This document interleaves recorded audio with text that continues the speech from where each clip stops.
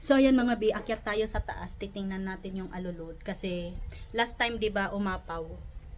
Tumulo yung sa may fluorescent doon sa taas. So titingnan natin yung alulod kasi kanina pinapunta namin si Kuya Jerome para ayusin, tingnan yung alulod. Akyat tayo sa taas.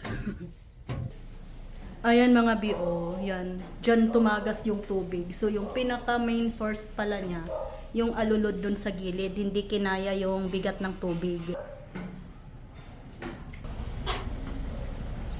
Dito tayo ngayon sa rooftop.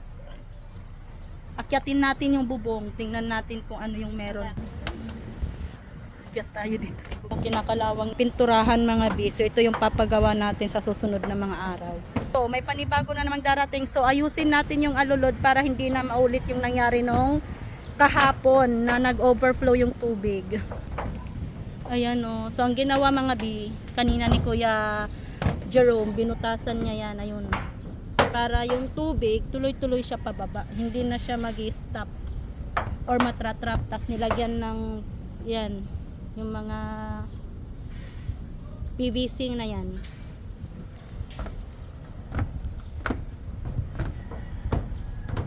Yan. So pinabutasan natin yan para hindi na siya ma-stuck. Sabi ko. Ay. So I hope na masolusyonan yon. Yan na maging solusyon.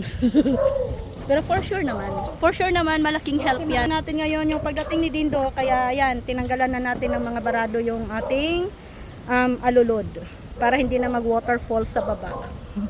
So, thank you for watching. Masarap pala dito sa taas, no? Hangin. Wag lang kapag maalis.